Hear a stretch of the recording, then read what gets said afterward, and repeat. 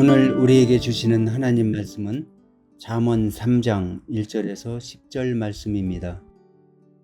내 아들아, 나의 법을 잊어버리지 말고 내 마음으로 나의 명령을 지키라. 그리하면 그것이 내가 장수하여 많은 해를 누리게 하며 평강을 더하게 하리라. 인자와 진리가 내게서 떠나지 말게 하고 그것을 내 목에 매며 내 마음판에 새기라. 그리하면 내가 하나님과 사람 앞에서 은총과 귀중히 여김을 받으리라. 너는 마음을 다하여 여호와를 신뢰하고 내 명철을 의지하지 말라. 너는 범사에 그를 인정하라. 그리하면 내 길을 지도하시리라. 스스로 지혜롭게 여기지 말지어다. 여호와를 경외하며 악을 떠날지어다. 이것이 내 몸에 양약이 되어 내 골수를 윤택하게 하리라.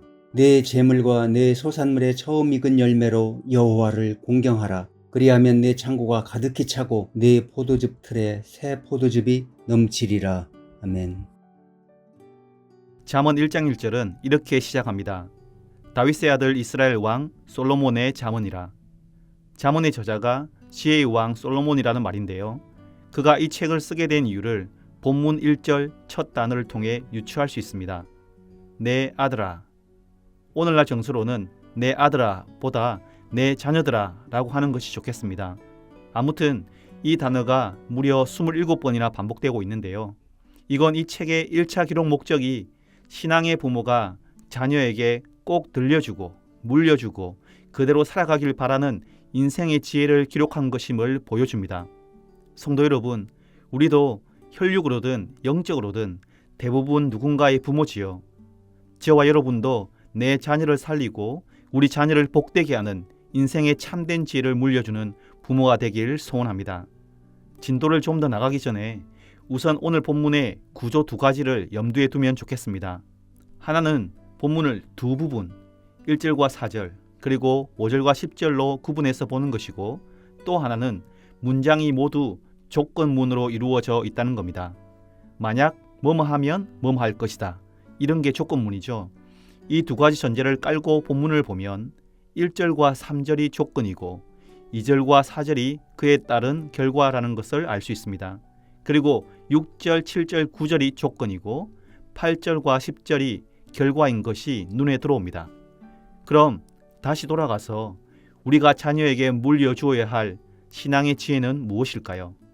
먼저 잊지 말고 지키는 지혜입니다. 그런데 무엇을 잊지 말고 지키라고 합니까?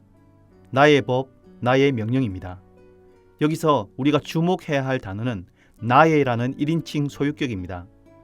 잠언의 저자가 누구라고 했습니까? 솔로몬이라고 했지요. 단순히 생각하면 나의 법과 명령이란 솔로몬의 법과 명령, 다시 말해 솔로몬이 만든 법과 명령이라고 생각할 수 있습니다. 하지만 문맥을 보면 이 법과 명령이 솔로몬의 것이 아님을 알 수 있습니다. 히브리인들은 대꾸법을 즐겨 사용했는데요. 1절과 3절이 대꾸를 이룹니다. 1절에 나의 법, 나의 명령과 대꾸를 이루는 3절의 단어가 무엇입니까? 인자와 진리입니다. 헤세드와 에메트. 이게 누구의 속성입니까? 시편 57편 10절입니다.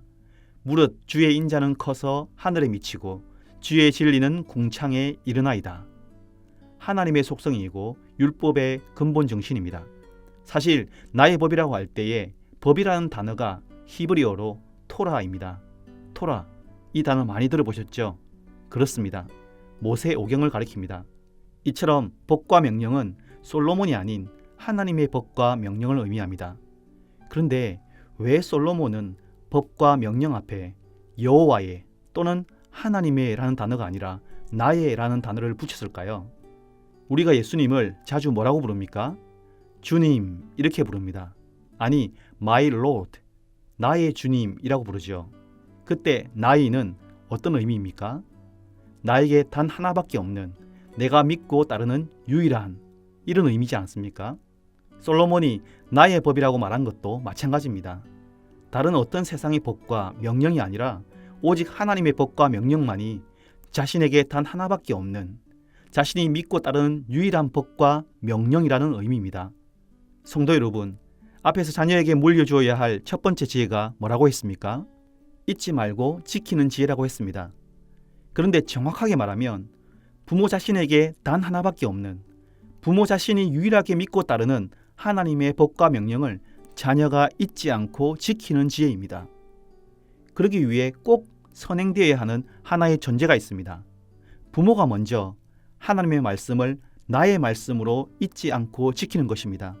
3절에 기록된 것처럼 자녀들에게 내 목에 메고 내 마음판에 새기라고 말하기 전에 부모가 먼저 목에 메고 부모 자신의 마음판에 먼저 새기는 것입니다. 사랑하는 성도 여러분, 잘 아시듯이 하나님의 말씀은 하늘에서 뚝 떨어진 것이 아니라 수많은 성도들의 삶을 관통해 기록되고 전달되었습니다. 그리고 누군가의 인격과 삶을 관통해서 우리에게 전달되었습니다. 그렇지 않습니까? 자녀에게 전해질 때도 마찬가지입니다. 부모의 인격과 삶을 관통해서 나의 말씀이 된 하나님의 말씀을 자녀에게 전할 때 잊지 않고 지켜지는 말씀이 되어 자녀를 살리고 복되게 하는 참된 인생의 지혜가 되는 것입니다. 솔로몬은 이렇게 아름다운 지혜를 남겼지만 그는 하나님의 법을 나의 법으로 잊지 않고 지키는 데 실패했습니다. 그 결과 그 후손들이 어떤 인생을 살았는지 굳이 설명하지 않아도 잘 아시지요. 우리와 우리의 자녀들은 그 어리석은 길을 결코 답습하지 않길 간절히 소망합니다. 자녀에게 물려줄 두 번째 지혜는 신뢰해야 할 것과 신뢰하지 말아야 할 것을 구분하는 지혜입니다. 5절부터 7절을 보십시오. 신뢰하지 말아야 할 것이 무엇입니까? 우리의 지혜와 명철입니다. 반면에 신뢰해야 할 것은 무엇입니까? 여호와입니다. 대꾸법을 강조해서 생각하면 여호와 하나님의 지혜를 신뢰하라는 말로 해석할 수 있겠지요. 정리하면 여호와 하나님의 지혜를 신뢰하고 내 명철을 신뢰하지 않는 것, 그것이 곧 참 지혜라는 겁니다.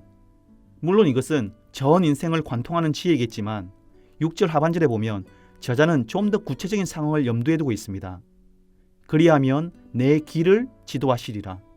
사람들의 인생을 자주 길에 비유하듯이 여기서도 인생을 길에 비유하고 있는데요. 우리가 잘 알다시피 인생은 길에서 길로 이어지는 삶의 연속입니다. 그리고 늘 선택의 갈림길에 직면합니다. 어제도 그랬고 오늘도 그럴 것이고 아마 평생 우리는 크고 사소한 수많은 갈림길을 맞게 될 텐데요. 그 갈림길에 선 인간의 본능적인 반응이 무엇이겠습니까? 두려움과 자기의지입니다. 한 번도 가보지 않았던 길 중에 하나를 선택해야 하기 때문에 생기는 두려움. 그 두려움 때문에 어떤 길을 선택해야 될지 그 어떤 때보다 우리는 열심히 우리 자신의 머리를 쓸 수밖에 없는 겁니다. 반면에 어떤 부류의 사람들은 자신감에 가득 차서 자기 지식과 노하우를 최고로 발휘해서 최선의 길을 선택하려 들 겁니다. 그런데 6절 상반절 말씀은 이렇게 명령합니다. 너는 범사에 그를 인정하라. 직역하면 너는 너의 모든 길에서 그를 알라는 말입니다. 다시 말해 모든 선택의 순간, 사소하든 중요하든 모든 인생의 갈림길에서 오직 하나님만을 신뢰하라는 겁니다.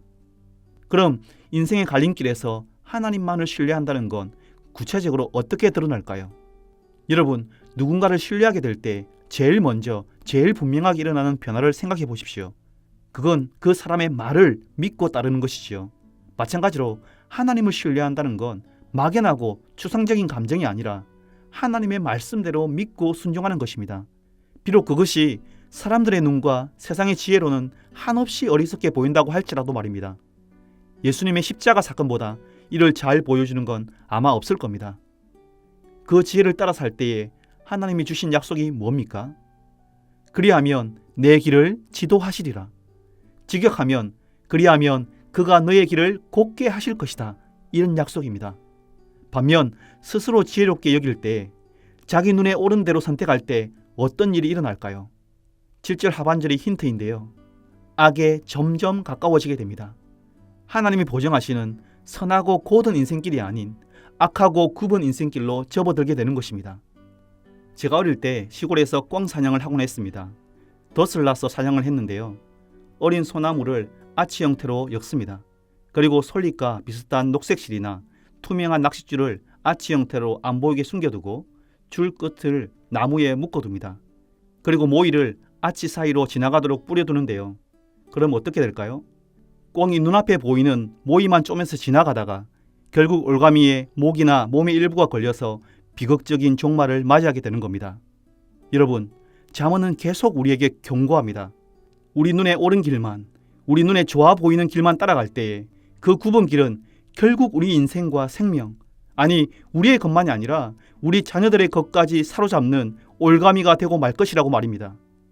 말씀을 맺겠습니다. 신앙의 부모가 자녀에게 물려줘야 할 두 가지 지혜를 살펴보았습니다. 하나님의 법과 명령을 잊지 않고 지키는 지혜, 그리고 인생의 갈림길에서 자신의 지혜가 아닌 하나님을 신뢰하고 그분의 말씀에 순종하는 지혜였죠. 그러나 분명히 기억해야 할 것이 있습니다. 만일 우리의 자녀가 이런 지혜자로 살길 바란다면 부모가 먼저 그런 지혜자로 살아야 한다는 겁니다. 아무쪼록 우리가 먼저 지혜의 삶을 살아 우리와 우리의 자녀가 지혜의 아름다운 열매들, 장수와 평강, 은총과 존중, 건강, 물질의 복까지도 풍성히 누리는 복된 인생을 살아가게 되길 주님의 이름으로 축복합니다. 이 시간 주신 말씀과 교회를 위해 함께 기도하겠습니다. 첫째로 우리 부모 세대가 먼저 하나님의 지혜를 따라 살아서 자녀들에게 잊히지 않고 지켜지는 지혜의 말씀을 물려주게 하소서. 그래서 우리 자녀들이 지혜의 열매를 풍성히 누리는 복된 인생을 살게 해달라고 기도합시다. 둘째로 주일학교 여름 사역이 잘 준비되게 하시고 하나님과의 인격적인 만남과 구원의 역사가 있는 은혜의 시간이 되게 하소서. 이 두 가지 기도 제목으로 함께 기도하시고 개인적인 기도하시겠습니다.